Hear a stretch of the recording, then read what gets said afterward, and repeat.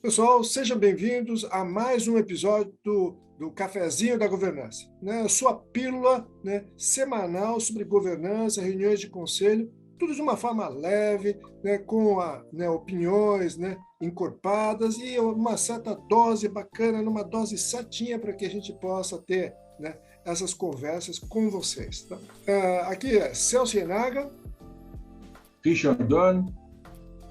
E hoje vamos, né, retomar, né, aquele papo, Richard, o papo que nós tivemos no último cafezinho, né, onde você, né, colocou aqueles 5 pontos que o VP da BlackRock, né, nos falou. E eu queria talvez explorar cada um daqueles temas super interessantes. O primeiro foi essa questão da composição do conselho. Podia falar um pouco mais sobre isso? Poxa, é verdade. Nós tivemos essa reunião, então, com esse VP da BlackRock. Ele nos trouxe aí em um slide os 5 hot topics na visão deles, como eles estão atuando, né, nas investidas deles. E uma das questões aí, a primeira delas é a questão da composição de conselhos. Então eles estão querendo entender muito bem, né, essa questão de como o conselho hoje tem a diversidade instalada, a questão do número de membros também, né, para você ter uma ideia. A média de número de pessoas e membros de conselhos aqui no Brasil é de 7,2 pessoas em cada conselho de capital aberto, né?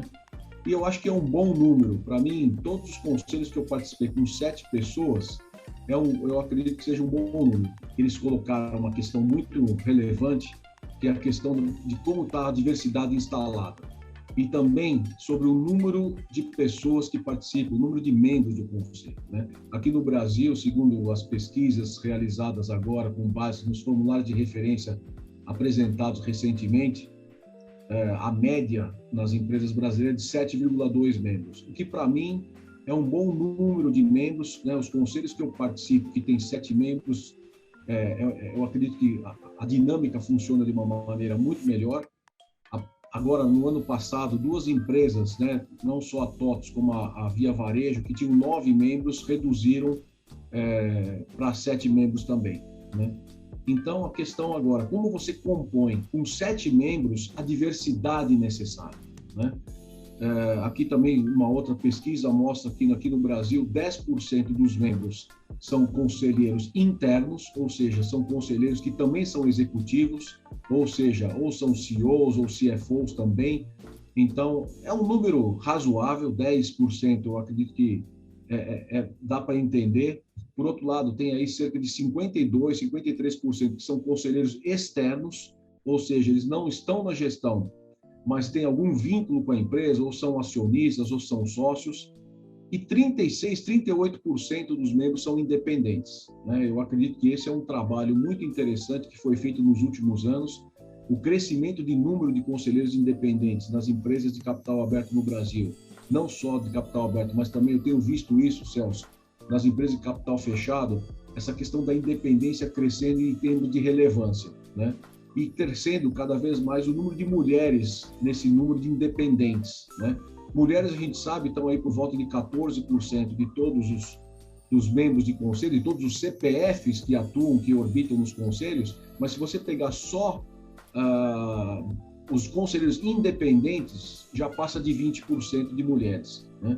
Então, eu acho que essa questão da diversidade, principalmente em questões de gênero, em questões de idade, eu tenho visto conselheiros mais jovens indo para o conselho, então a média de idade hoje nos conselhos é de 57 anos, se você for olhar há 10, 12 anos atrás era 65 anos, né? Então isso mostra que as empresas estão demandando gente principalmente com expertise em tecnologia, gente de inovação, e essas pessoas que atuam, né, com mídias sociais, com inovação, com tecnologia, são pessoas mais jovens.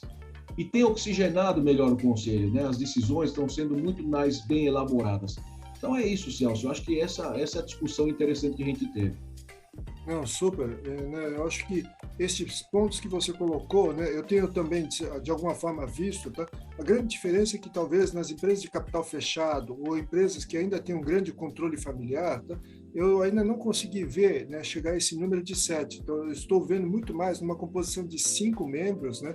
E aí, É realmente, verdade.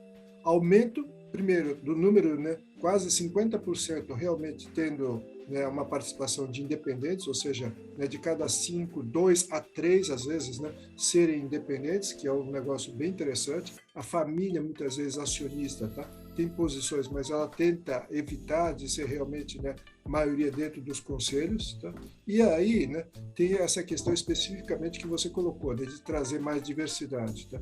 E neste ponto eu vejo um aumento considerável, principalmente nos conselhos, né, de empresas de controle familiar, um aumento considerável da presença de mulheres, né? Então, assim, talvez dos últimos 5 anos para cá, um aumento considerável disso. Eu acho que a nova geração também tem levado a isso, né? O processo agora de sucessão familiar também tem levado à entrada de mulheres e trazer, né, as próximas gerações, a terceira geração, a quarta geração para a mesa, né? Que tem sido também outro ponto importante. Super Até bacana, né? porque, Celso, até porque as novas gerações das empresas familiares são diferentes das antigas, né? Essas novas gerações já estão estudando em escolas de primeira linha, fazendo MBA nos Estados Unidos, tendo uma oportunidade de trabalhar em outras empresas primeiro, antes de vir trabalhar na empresa da família. Então, é uma geração muito mais moderna, mais preparada, mais profissional. Concordo. Eu acho que sim. Nós temos aí um porvir bem interessante, né, nesse sentido. Obrigado por nos acompanhar.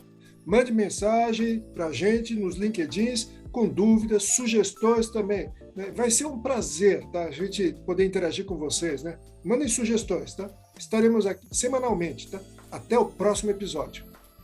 Legal, pessoal. Até mais.